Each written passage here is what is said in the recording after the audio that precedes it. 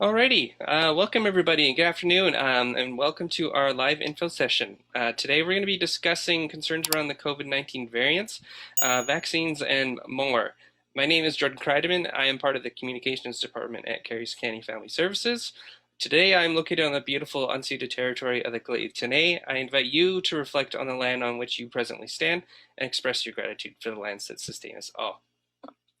CSFS would like to thank the Nadleh Whut'en Health Centre and staff and the Northern Health Authority for helping us organize this call and bring together information to support concerns from our fellow community members about COVID-19.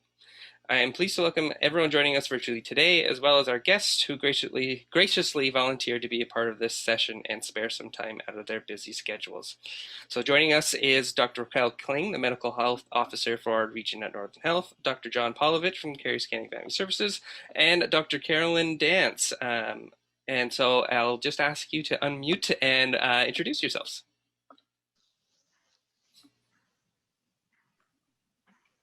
Sure. Hi, everyone. Yeah, Rakel Kling. I'm the North Interior Medical Health Officer. Hi, everybody. It's Dr. John Pawlovich calling in from the traditional territory of the Stolo Nation, and a pleasure to be here today. And I'm here as a medical director for Sekani Family Services. Hi, everyone. Thank you so much for having me. I'm Caroline Dance. I'm a resident working with Dr. Kling at the moment, and I'm also calling in from the beautiful unceded territory of the Nadleh Whut'en. Thank you for having me. Wonderful, thank you very much. And so we have many questions to get through today. If you'd like to leave a question in the chat, I invite you to do so. We will try our best to answer each and every question. If we don't have time to get to them, you can email us at communications@csfs.org.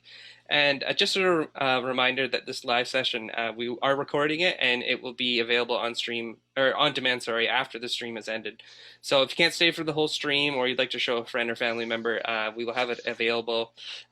Just be sure to subscribe to our YouTube channel to stay up to date, and we'll be posting it there.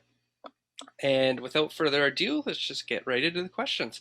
So we'll start off with kind of an update on the pandemic. So first of all, can anybody provide us with a brief update on the current status of the COVID-19 pandemic in our region? Perhaps we'll start with Dr. Kling for this question.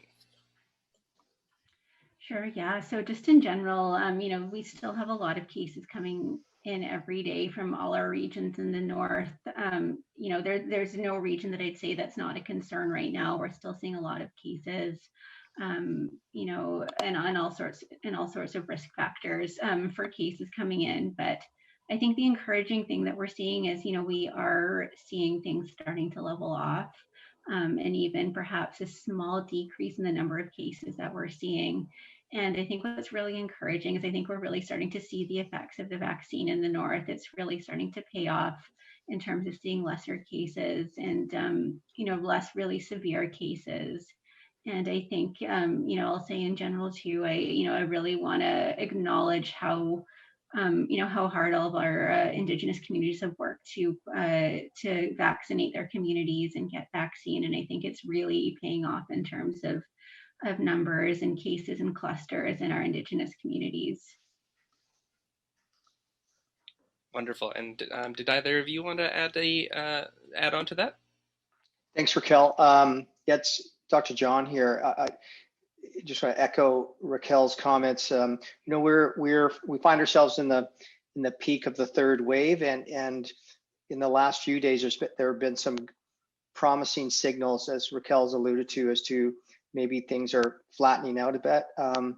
There are about 500 people in hospital right now with COVID-related illness, and we've gone over the 1,500 mark for deaths in the province, and so that speaking to that, so why it's just so important to continue our efforts around vaccination to help minimize and prevent the spread of COVID is so critically important. And we know from the experience and the data that the Indigenous communities being just at a heightened risk for COVID, and we've all felt that either directly or indirectly. I've had patients, and I'm sure you've had friends and family members that have been affected by COVID. so it's just so important that we continue to advance this conversation as we work through the third wave of COVID. Absolutely. Thank you, Dr. John. And Dr. Dance, did you want anything to add as well? No, I think I just echo what's already been said. Thank you. Wonderful. Okay. So Dr. Kling, for being the medical health officer for our region, is there anything that is most concerning about, like specifically about the Northern Interior?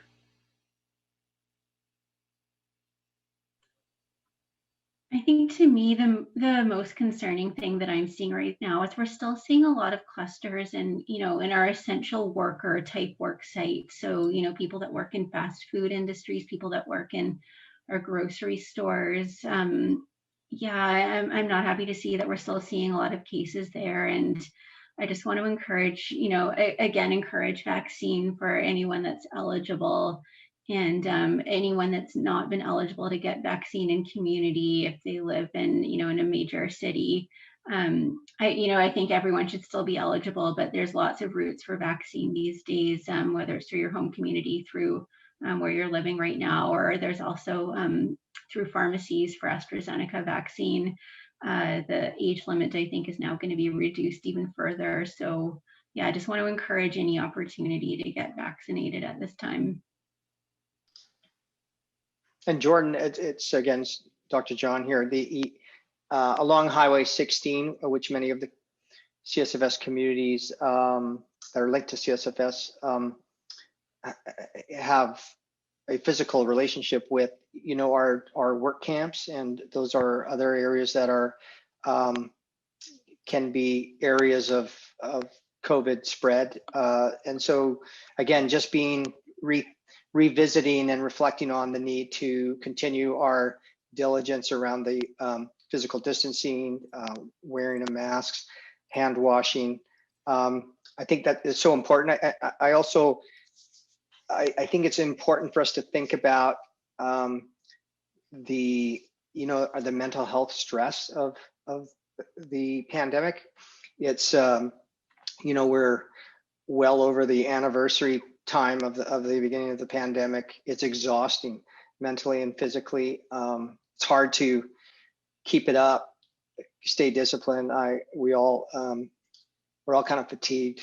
So it's just good for us to reflect on that and understand the need for compassion between all of us as we continue to go through this, because we're hopeful that after this third wave, things are going to get better as the vaccination rates continue to go up. And we've seen that from other parts of the world where the vaccination rates are higher. The return to more of a normal life is there, and that's the opportunity that lies ahead of us with greater vaccinations. Yeah. If I could just jump on something that Dr. John said. Yeah, I totally agree. And I definitely recognize what a toll our mental health is taking at this time in the pandemic, where the end is, it's in sight, but we're just not there yet. And I just really want to encourage, people who've been vaccinated. We still have to be following all public health guidance. It's still not the time, to have, gatherings and be hugging, people outside your immediate bubble. And I know that's so difficult for everyone these days, but yeah, just really encouraging that even if you've been vaccinated, we still need to be following all public health guidance and just, doing as much as we can to decrease COVID in our region so that we can get to that time where we can return back to normal. Mm-hmm. That is a very good point to touch on about mental health, and that reminds me that I read an article recently. I think it was on New York Times. I could be wrong.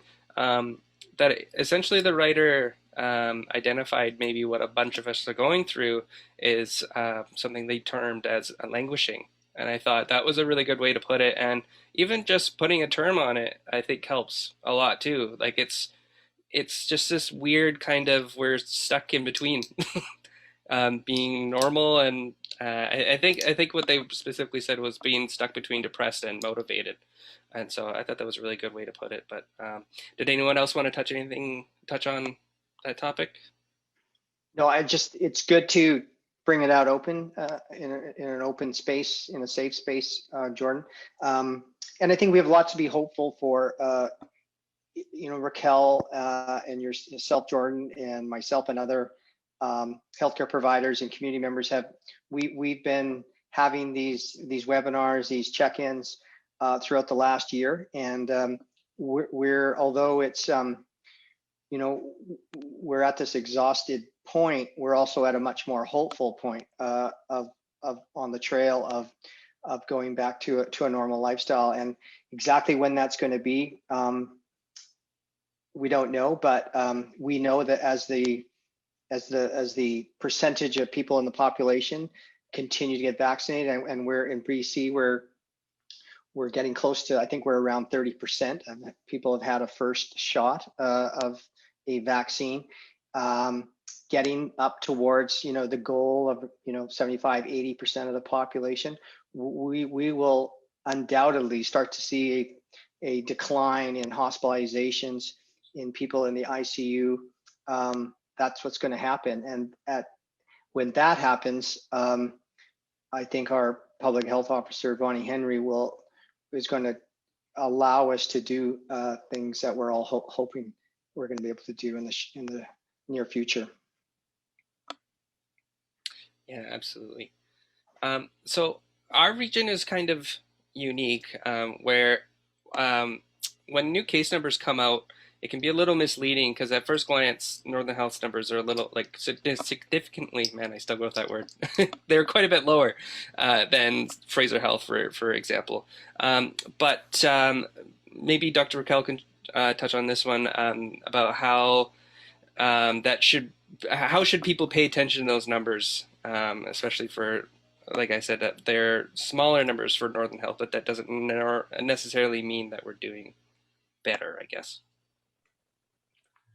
No, yeah, I agree. It doesn't necessarily mean that we're doing better. And we definitely have to take numbers into context as well. Like, for example, while our overall northern numbers might be, not that high, we know, for example, our Northeast region right now is, has one of the worst rates of COVID in the province right now, and is, definitely struggling a lot.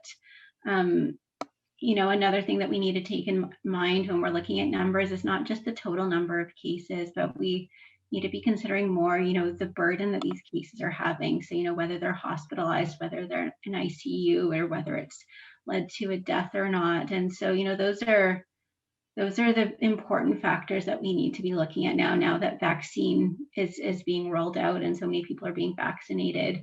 We know that you can still get COVID with vaccine, but you're just less likely to get a very severe outcome, less likely to be hospitalized or end up in ICU. So I think those other factors are things we need to be watching for. Yeah, I don't think, based on our numbers, I don't think we're out of the woods yet. We still need to be following all guidance, encouraging people to get vaccinated, and it's not always the numbers that tell the whole story. We just need to be aware of. Yeah, absolutely. Dr. Jordan, if I could add, just as a compliment to Rakel's thoughts shared, is around people who've actually had COVID, and so have come out on the other end of getting over the illness and continue to experience kind of chronic symptoms with COVID. And so, because we're now at that part of the journey in the pandemic where there are a lot of people, including in the north, who have experienced COVID, who now are kind of suffering through the long-term sequelae or consequences of having the illness. So things like shortness of breath and a chronic cough and persistent fatigue and headaches. Some people who were in hospitalized or in the intensive care unit. You can imagine how traumatic that is. And so the long-term mental health implications around post-traumatic stress disorder from that hospitalization. People have been on ventilators for many days, if not weeks. It's a very tough place to be, and others have been on a ventilator, taken off a ventilator, put on a ventilator, because the oxygen in their body is so precarious as they try to struggle through their COVID illness in a hospital setting. And so I think we need to understand what that burden of the chronic sequelae of COVID is in the North, specifically in our communities, and understand how we can help community members who are challenged with those COVID symptoms. And in the press, in the media, you hear the long haulers term around people who are enduring the lasting effects of a COVID illness, and so there are post-COVID clinics now emerging in the province to start to help with patients who are suffering through that. And so part of the work that Rakel and myself and others will be part of is helping to create access for our community members to access a post-COVID clinic should they need it, and receive the help that they need to work through their post-COVID symptoms. That That was actually my next question, so you answered that perfectly. Do either you, the others, want to add on to that as well about the long-term effects? No, good, okay. And just as kind of a reminder, Dr. John, you mentioned that we are well over our first year of the pandemic. Could anyone just kind of remind us what the symptoms are of COVID and kind of what to watch for, when to get tested, so things like that? Yeah, we can, sure, and Rakel can help me too. But there are the standard ones that we all think about, and we should continue to think about: fever and cough and shortness of breath. Fatigue is another one. Loss of appetite. These are kind of the major ones. One of the common ones, again, that people have read about or heard about, is the loss of smell or taste. That is quite common as well. And some people only had that as a symptom, which is interesting. So, and then there are a whole bunch of other things that can happen, with our stomach, and we have diarrhea. Some people get sore throats or dizziness, muscle aches like you have with the flu. But those first ones, the fever, the cough, shortness of breath, those are the big ones that have continued to play out. I don't know if Rakel has any other thing to add to that, or Dr. Caroline. Yeah, I'll just add, just to maybe a bit more anecdotally, but I'm definitely noticing that in children especially, they're really presenting with not with those typical symptoms, but a lot are presenting with headache as their only symptom. So yeah, just something to think about. And and also gastrointestinal symptoms is also something that we're seeing as well. But yeah, I agree. The most common symptoms are kind of cold-like symptoms. So yeah, runny nose, fever, shortness of breath, and also, yeah, the loss of smell and taste are very common and very particular to COVID. That's interesting. Yeah. While we're on the topic, the general pandemic topic, someone asked in the chat, how do we know when we are in a wave? So, like, why is this being termed the third wave of COVID?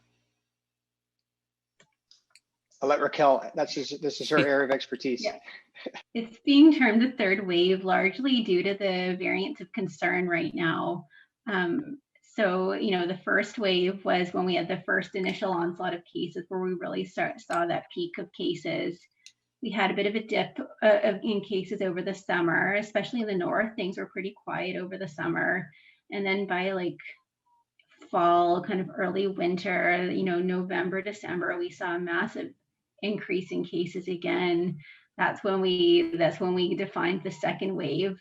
And then things started to, decrease a bit. I wouldn't say in the north we really saw that decrease between the second wave and the third wave, but the third wave is really defined by the variants of concern, which is really driving the cases right now, all over the province. Yeah, and Jordan, the wave is actually something you can actually see, and I don't know if some people have seen it online, but it's actually a real phenomenon that it's a visual. It's something visual that you can put your eyes on and see, and it's graphed out quite well on many sites online. One could look at it and people can model and predict what's going to happen. Of course, we have a massive team across Canada working on these kinds of things to actually understand and try to predict where we're going to be at a certain time, so that we can provide the reinforcements to the healthcare system that are necessary to meet the challenge that lies ahead of us. So if people haven't looked at that, certainly it is quite impressive to see how these waves actually can be plotted out on a graph, and you can appreciate them just like a wave in the ocean that are coming in succession. Right. And so you've touched on kind of the hot topic that is the basis of this live session. It's actually right behind me over here. It says COVID-19 variants. But just before we get into that topic, I just want to welcome anybody that might have joined the stream just a little bit late. And just a reminder that we are recording the session, and so if you need to duck out or you want to share it with friends or family, we will have it on our Facebook page and YouTube channel. And so, just as I alluded to, the COVID-19 variants is kind of on everyone's mind and part of this third wave that we're having. What can you tell us about these new variants? Are they having, how much of the new infection rates are being attributed to them? Is there a variant that we're most concerned about? And yeah. So we're definitely seeing in BC overall that the variants really are taking over as the major circulating source of COVID right now. For a long time, it was both the British variant as well as the Brazil variant that were the most common in BC. But in the Lower Mainland in particular, we're seeing a real dominance of the Brazil variant right now. In the north, we're still seeing a bit of a mix of both, and we're not seeing quite as many variant cases as we're seeing in the Lower Mainland, but it's definitely increasing quite rapidly. And it's definitely there's definitely going to be a point in the north where we are going to be seeing, seeing most of the cases being variant of concern cases, right? But not quite yet. We do think that the variants are a bit more infectious, so that means that it's a little bit easier to pass it on to other people, and that there's a bit of an increased risk for having worse outcomes. So, people with the variants tend to get a bit sicker than those that don't have the variant. However, the encouraging news is that we do think that in terms of protection against COVID and the variants, that we do think the vaccine is quite effective against the British variant. We're still learning a bit more about how effective the vaccine is against the Brazil variant, and we're still very much learning about that at this time.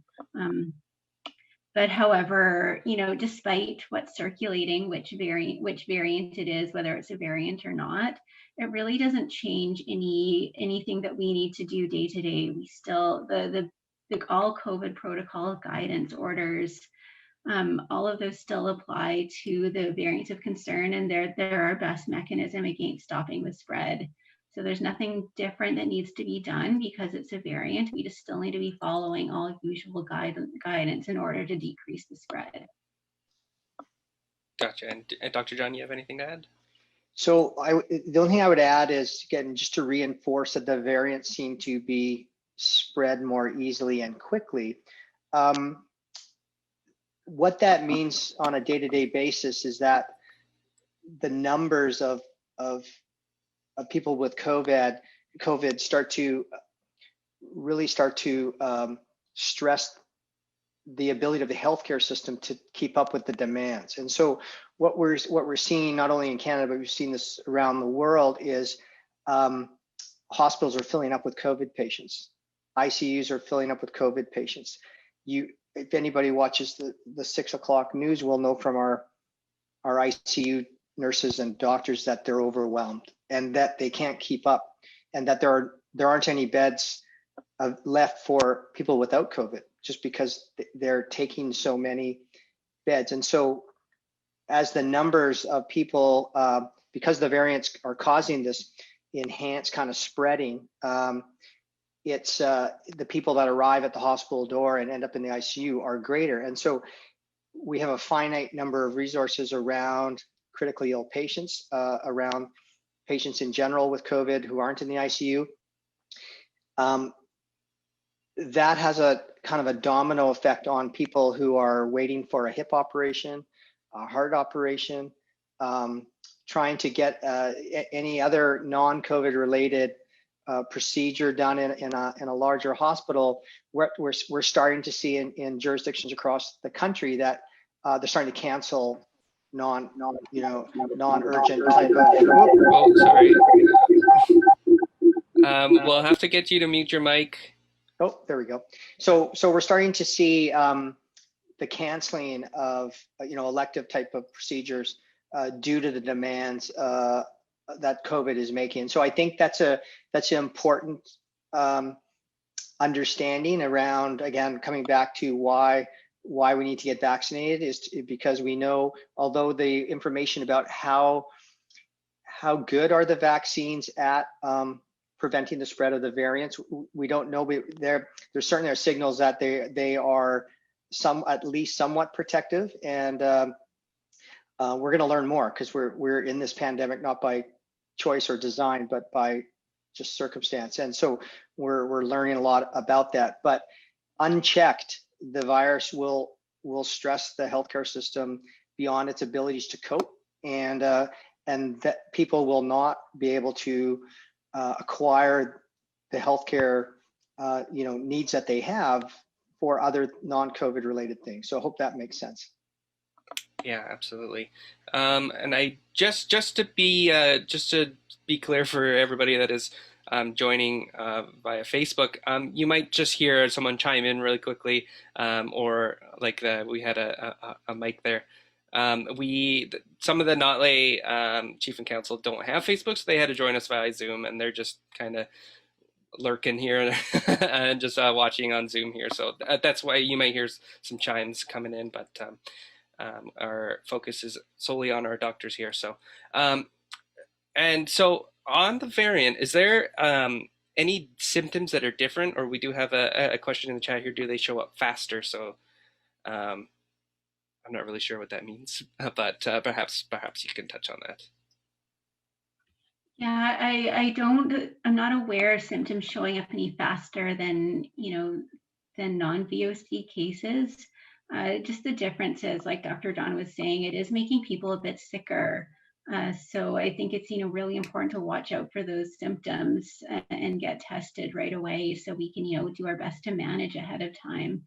Try to do case and contact tracing, and try to not expose people to these VOC cases, so that we can ensure that our health system continues to run smoothly and can support the cases and the clients that we need to support. And just to pick up again on why do we have variants? Well, it's because the changes within the virus itself and over time. And again, just kind of going back to the coronavirus is called the coronavirus because of kind of spiky things that's on the surface of it. And we've seen pictures of that. And that's what our vaccine tries to, some of the vaccines try to mimic, is the how we create that through the vaccine that then allows the body to respond and build a defense against it. Again, and we talked about this at earlier webinars, Jordan, around the idea of vaccinations is to slow the progression of person to person spread of the virus, which then will help with the lessening of the ability of the virus to mutate. And so the more it kind of spreads from person to person unchecked, the more it has the ability to mutate continually and cause havoc. And of course, that's what we're seeing. Yeah, absolutely. And once again, you hit the next question right away. So, and I know we touched on it already, but perhaps there's more of a discussion around it to be had. It's about the vaccines and how effective they are against protecting against the variants. So, like I said, I think we already did touch on it, but if there's more discussion ahead to be had, then perhaps we could. But otherwise, if we said all we did or all we had to already, then essentially we think so. The answer is we're learning. So we don't know. So the trials, of course, were not done on the, on these variants, and so so the real world data is emerging. So by the fall, we'll probably have a better idea about the effect of the effectiveness of on the vaccines on the variants, but this data is just we just don't have solid information around that. Gotcha. And we do have a question in the chat here. Is Northern Health recording the number of COVID-19 variants emerging in our region? If so, what proportion of all cases are directly related to the variants? Yeah, so I think BCCDC just released some data on this, I think maybe late last week. So overall in the province and the other health authorities, about 50 to 70% of the cases are being attributed to variants. Right now in Northern Health, we're hovering around the 20% mark. So it's climbing steadily, but certainly not as high as the other health authorities. And we're really hoping that, through vaccination, through, following all guidance, we're really hoping to keep it as low as possible. Gotcha. Sorry, Dr. John, did you want to? No, I was just going to okay. add, again, just to highlight some of the positives around vaccinations and the fight of the pandemic. Worldwide, there've been over 1 billion vaccinations given. And so, in Canada, we're starting to advance things. So we're getting up around that 30% mark of our population at least having one vaccination. Those are really hopeful signs that we're going to continue to have more and more of our population vaccinated. That's super encouraging. If we look at some of the hot spots in the world, like India right now, and people again have watched the news either online or on the TV or listened on the radio. It's shockingly bad in India right now, and to the point where our federal government has closed all entry from flights out of Pakistan and India to Canada, and some of the stories are just so sad. So I think just drawing attention to what we need to do here at home is just really important. That we're headed in a really good direction, but we still have some hard work that lies ahead of us. Certainly, and now we're perfectly segueing into the next topic, which is vaccines, of course. I just want to remind everybody that we are recording this, so if you join in later in the stream, you can watch the whole thing over on our YouTube channel or Facebook page, and we'll have that for you after this live stream. So why is it so important to get the vaccine? Why is it everywhere telling everybody like you should get the vaccine? I'll let Rakel answer that. Sure. Yeah, there's so many reasons why it's so important. Maybe just to be blunt right off the bat, the vaccine is our best, defense against spread of COVID, and ensuring that it doesn't just take over everywhere.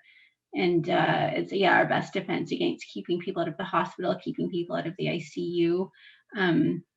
There's just so many reasons. So First of all, we know that the vaccine is, very safe and it's incredibly effective. I think it's, very clear that it's really reducing the number of cases overall. And then, where if people do get COVID when they do get after getting the vaccine, it's been very clear that it's reducing the severity of disease. So it's really keeping people out of hospital, which is so important. And then not only, in terms of keeping everybody, each individual healthier, it also does work in terms of reducing spread of COVID as well. So it's good for your community and your family and your neighbors and your whole community as well. It's just helping keep COVID stay out of your house, stay out of your community, and stay out of the north. So that's why it's so important to get as many people vaccinated as possible.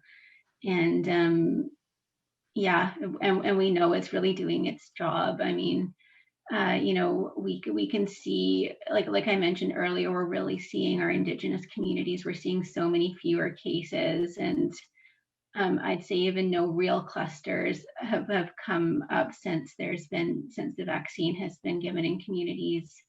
In our long-term cares where facilities in the north where there's been outbreaks of COVID after vaccination, there's been, so many far fewer cases than, previous outbreaks, and a lot less people dying in our long-term care from COVID. And then another, success story I just want to highlight, you can see in Prince Rupert very clearly the effect of having the whole community vaccinated. We've gone from it being the worst region in BC for the rates of COVID to now there being essentially no COVID there right now at all. So yeah, just a lot of good examples of why it's so important. That's fantastic, and so essentially it helps you. It helps the people that are especially vulnerable to it, that they won't get it. And I think Dr. John wants to add something, but I just want to clarify one thing really quickly. You mentioned clusters. Could you explain what that is? Yeah, clusters is just when we're seeing, multiple cases in a certain setting where, where there's evidence of people transmitting it from one person to the next. And so, I think as most people are aware, we've had, unfortunately, a lot of clusters in our Indigenous communities, pre-vaccine. And there's been quite a large burden of COVID in our Indigenous communities and Indigenous people. And since the vaccine, I know First Nations Health Authority has really good data showing how vastly COVID has dropped, since vaccine has been introduced. Wonderful, thank you. And Dr. John, you wanted to add something? Well, I just wanted to underscore what Rakel said. I mean, in short, the vaccine saves lives. Okay, so I think that's, in a nutshell, it does reduce severity of illness. It helps reduce transmission, but it saves lives. And again, just to summarize for our community members on the call today, the Moderna vaccine, the Pfizer vaccine, those are the two main vaccines that most community members will be familiar with. Those were the first two that were authorized in Canada. Those were the two that when we had this, one of our first webinars around the pandemic, we talked about their effectiveness, of 94, 95%, after the second vaccination. Both need 2 vaccinations, and that still holds true. And so the real world data, countries like Israel, who are one of the leading countries for rates of vaccinations, their real world experience with say the Pfizer vaccine is strikingly similar to what the trials were like in terms of how safe and effective it is. And so just kind of bringing us back to that part of how powerful these vaccines are at preventing death is really important. Many people on the call will remember my wife, Dr. Sarah, working in around Nadleh and Stellatin and for CSFS communities in the past, and she works in multiple long-term care facilities in the Lower Mainland now. And at the beginning of the pandemic, in her facilities, up to half the long-term care residents died. Wow. So 30 to 50% was the norm. And people will remember there are many long-term care facilities. There were the tragic stories that we read about. And unfortunately, my wife was involved in many of those, or in some of those. But today, as Rakel said, the deaths have stopped. They've ceased because everyone's been vaccinated. And that wasn't by accident, that was by intention. And so there are these really clear examples of how things have gone from dreadfully awful to and tragic to really hopeful and somewhat positive. And so I think that's the story to be told as to and how family members are starting to be able to come back to long-term care facilities where they were completely shut out prior to being vaccinated. So again, it's not perfect, but the stories that we're now hearing and seeing from the vaccination journey are really, really positive. Yeah, thank you, Dr. John.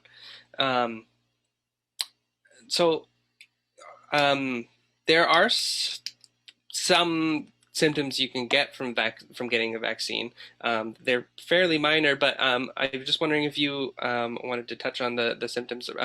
Perhaps Dr. Dance would like to touch on what symptoms you could potentially get. Yes, yeah, and I'll reiterate just, vaccines do save lives, and these side effects, they're typically mild. I'll go through them in detail, but it is good to be aware of them just so you know what to expect. So one common side effect may include pain, redness, itching, or swelling right at the site of the injection. And this reaction at the site of the injection can happen either right away, or it may occur several days after the injection. A day or two after getting the COVID vaccination, some people may experience swollen lymph nodes in their underarm.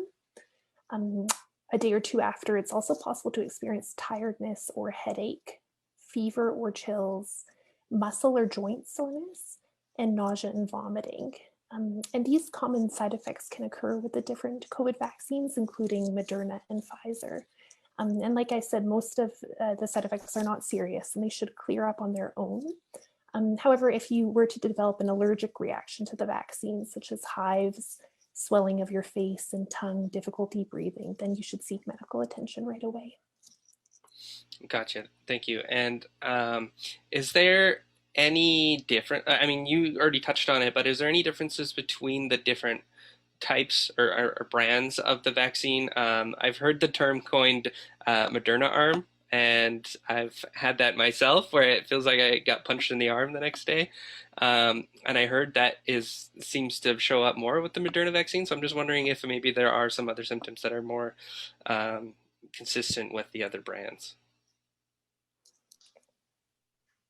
It's my understanding that you can have the local reaction with all of the vaccinations, and I'll just ask my colleagues here if they have any specific numbers or stats related to that. Yeah, thanks, Caroline. So Jordan, I don't personally have specific statistics on each, but I self-declared had Moderna arm, as you cleverly coined. I don't know where that came from, but I did. But other people had nothing. So, but my arm was sore for a couple of days for certain. I also had the common kind of chills and kind of achiness for 12 hours that I went through, and mine was more pronounced after the second shot. So again, there seems to be a range. My mother, who just turned 85, got her first vaccination about a month ago. It didn't affect her in any way. So why that is, it's just the way our body responds to the vaccine. I will share another kind of update on the vaccine, if that's okay. When we first again had one of these check-ins last year, part of the group who was excluded from the vaccinations were pregnant moms and breastfeeding moms. And so, although the trials weren't focused on pregnant moms or breastfeeding moms, there's been a lot of real-world experience, and we know that the the complications of COVID to pregnant moms is significant. And so they are now included in being strongly considered for vaccinations. And they're also involved in many of the real world kind of trials around trying to understand, safety and so forth. But we know that there's a lot of risk for with moms around the pregnancy, and so for that reason, it's now being offered for pregnant moms, and so that's another good news story. The other part is we're starting to have more information come out on children and the vaccinations, and learning about when we first started the vaccination process, children were completely excluded. We didn't have any research around safety and use in children. That's starting to emerge as we move forward. So again, what I'm saying here is over the months ahead, and with this pandemic, we're in this third wave, and we all are praying that it's going to be over soon. Exactly when that over soon is going to happen is what nobody has the crystal ball to be able to tell us, but we're going to learn more about these groups that were originally not part of the vaccination program, but are starting to become part of it. So I don't know if Caroline or Rakel have anything to add to that.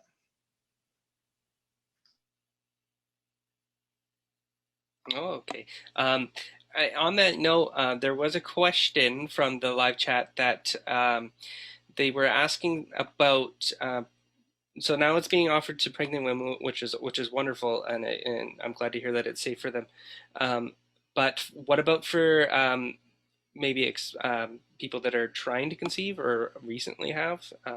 If anyone can comment on the safety for those individuals.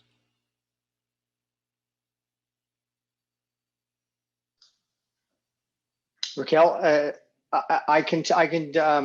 As far as I'm aware, I'm not an expert on that, but there's no contraindication to people that are trying to conceive at all, Jordan, to getting the vaccine. And so there does not, from what we can see, the vaccine is safe for the many. And again, just summarizing the people that we now, it's really coming. The list of people who can't get the vaccine is shrinking, and so is what I'm trying to say. And people who truly have a life-threatening allergy to a component of the vaccine, that still holds true. But in terms of pregnancy being a contraindication to the vaccine, that's no longer the case. In terms of children, that we're not vaccinating children yet, but I anticipate that we'll see that change somewhere in the not too distant future. And so to answer your question, there's no contraindication to the vaccine being given people contemplating having a families. I'll just add, I do encourage anyone who's not sure if they have any conditions that might exclude them from vaccine, or if they're trying to conceive and not sure if vaccine is right for them, please, have a chat with your primary care provider or local CHN, and I'm sure it's a good conversation to have, and to work together to decide if vaccine is right for you. And Jordan, just to again putting into perspective, I think again reminding us about it's the risk and the benefit of the vaccine. Understanding that the risk of COVID, of not only acquiring COVID, but actually developing something serious from COVID and even dying from COVID, is far greater than what we understand to be any potential problem with the vaccine. So I hope that makes sense. Yeah, absolutely. And the risk of developing an adverse reaction to a vaccine is so low to begin with anyway. And I think it's important to mention too that, like, if you are worried about the vaccine, there's no one better that knows than your doctor that knows the risks. So definitely check with them, as we are right now. And so one of the the words that have been in the news lately is AstraZeneca and the AstraZeneca vaccine. And as far as I know, we've been getting mostly a Moderna vaccine up in our region. But perhaps we could talk about the safety of the AstraZeneca vaccine, specifically around blood clots, as I know that was a concern at one point, and I'm not sure if that is still the case. So perhaps we could discuss that as well. Maybe we can start with Dr. Kling on that one. Sure. I just, definitely want to reiterate, what we've all said already is that all the vaccines are very safe and effective. And like Dr. John just said, the risk of COVID and having poor outcomes from COVID far outweighs any of the risks of effects from our vaccines. And we know with all vaccines that there's a chance of having side effects, and the common ones are always going to be common. Like Dr. Caroline said, the sore arm, the redness and aching. That's those are incredibly common side effects that we are to expect, and similar to all vaccines, those are similar side effects we see with all vaccines. And all vaccines, do come with their extremely rare and, side effects that could be a poor outcome. So we do know with the AstraZeneca vaccine that one incredibly rare side effect is having blood clots. But we do know that it's incredibly rare, and that, again, the risk of having a poor outcome from COVID is far higher than the risk of having a poor outcome from the AstraZeneca vaccine. So we do feel that it's, very safe to use. That's why, we continue to review the evidence and study what's going on with the vaccine. But as the evidence is emerging, it's quite clear that it's quite safe for everyone. And I think just yesterday there was the recommendation to even lower the age group that's eligible for AstraZeneca vaccine. The recommendation, it started out at 55 plus, it went down to 40 plus, and now it's at 30 plus. So which really just shows that as evidence is emerging and we look into this more, there's quite a lot of confidence that this is a safe and useful vaccine. Definitely. Thank you, Dr. Kling. Dr. John, did you have something to add? No, I just want to underscore what Rakel said. The last statistic I heard around the blood clot issue and the AstraZeneca, so just again, to put in perspective, about 1 in 250,000. It's like 4 in a million people. Okay. So again, put it in perspective, the birth control pill, which is probably one of the most studied, pharmaceutical agents on the planet, carries a much higher risk of blood clots for patients, around the one, and Dr. Caroline probably helped me here, but it's around 1 in 800, somewhere around there, 1 in 700. So 1 in 250,000 versus a pill that's used every day around the world commonly carries a much higher risk. The other part I would really draw people's attention to is that if you are admitted to hospital with COVID, your risk of a blood clot climbs to probably, really high, like probably 1 in less than 1 in 10. It'll be very, very significant of your risk of developing a blood clot. You can imagine people who have COVID who have to lie in a bed for long periods of time, can't move. They're at a very heightened risk of blood clots. So again, it's understanding kind of your global risk of these things, and getting COVID, ending up in the hospital, is a much riskier endeavor just with respect to the blood clot question. Okay. I actually didn't even think of that. That's about blood clots and getting COVID. And what I think what you can really take away from the AstraZeneca kind of news is that we're really being cautious about the vaccine, and we're being sure that it is safe, and we are proving that it is safe before we continue using it. And like I mentioned, we are getting the Moderna vaccine more here, but then there was that news that we might be short of it. And so are we, for our second dosage, is it being recommended that you get the same brand, or is it okay that, say, I got the Moderna, can I get Pfizer for my second dosage? So my understanding, and don't hold me to this, is that, it's preferred to get the same vaccine as your second dose.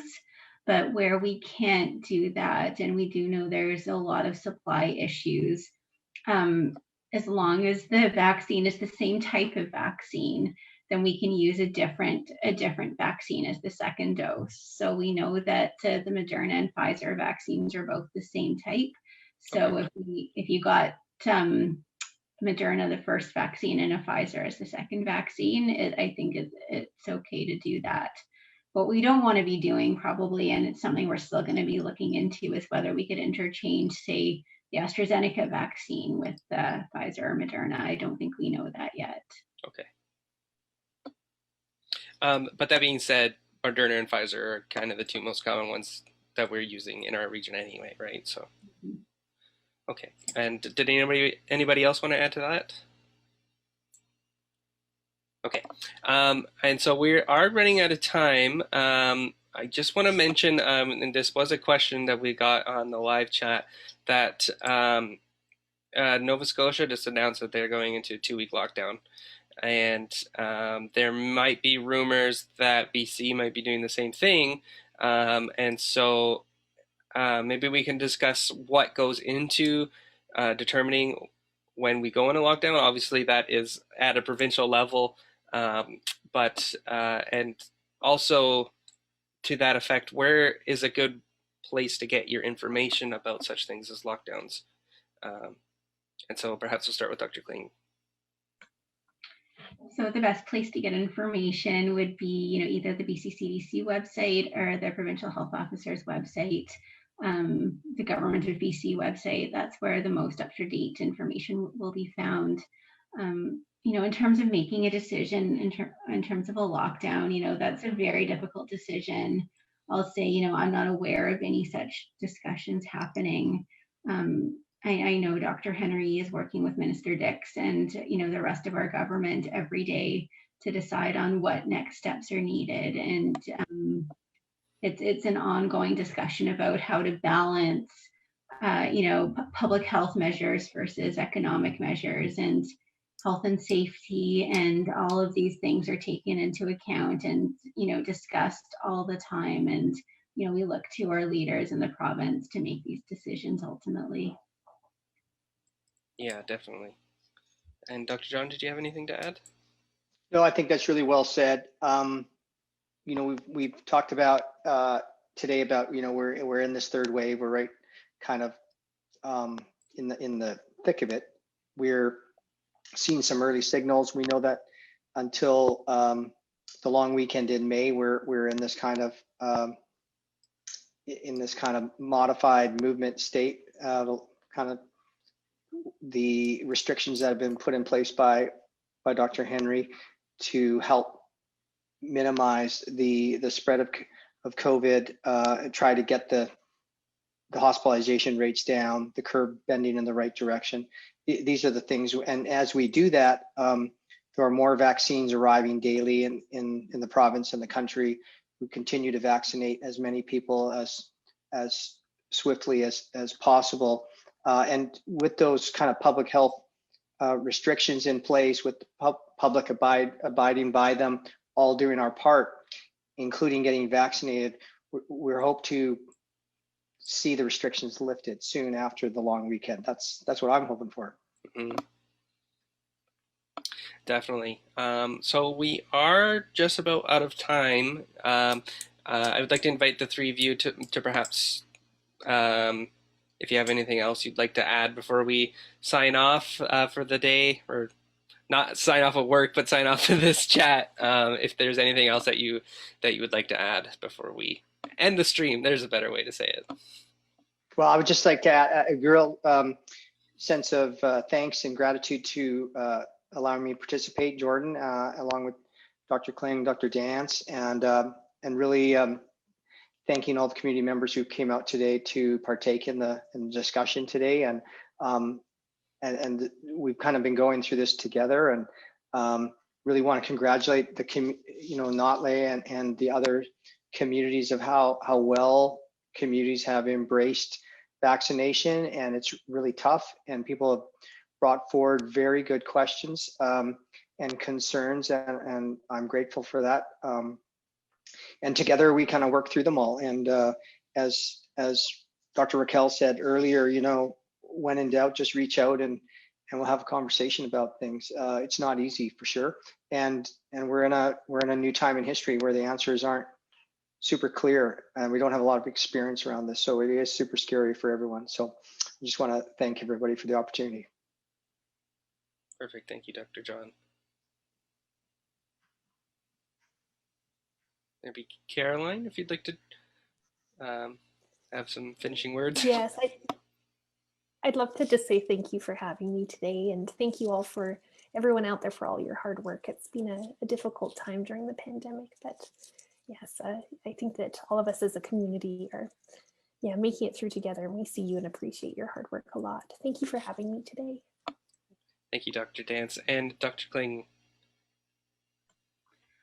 I really don't have anything to add. Dr. John and Dr. Caroline put it very, very well and perfectly. And yeah, just again, appreciation to the community for your amazing work in all of this. And yeah, thanks for having us here. Wonderful, thank you. So I would like to thank everybody who joined us as viewers for our live session. We might not have been able to get to all your questions, but please email us at communications@csfs.org, and we will get to them the best we can. I'd also like to remind you that we did record this live stream, and it'll be available on our YouTube and Facebook pages. I can see our YouTube link is in the chat there, so all you have to do is click on it and subscribe, and you will get notified when we post the video. I'd also like to thank Nadleh Whut'en Health Centre and Northern Health for your help in organizing this session. And of course, thank you thank you to Dr. Kling and Dr. John and Dr. Dance for joining me today and taking the time out of their busy schedules to join us and share their expertise on the COVID-19 variants, vaccines, and everything else COVID related. Bye everyone, and have a wonderful rest of your day, and stay safe. Thanks everybody. Bye. Bye. Thank you all.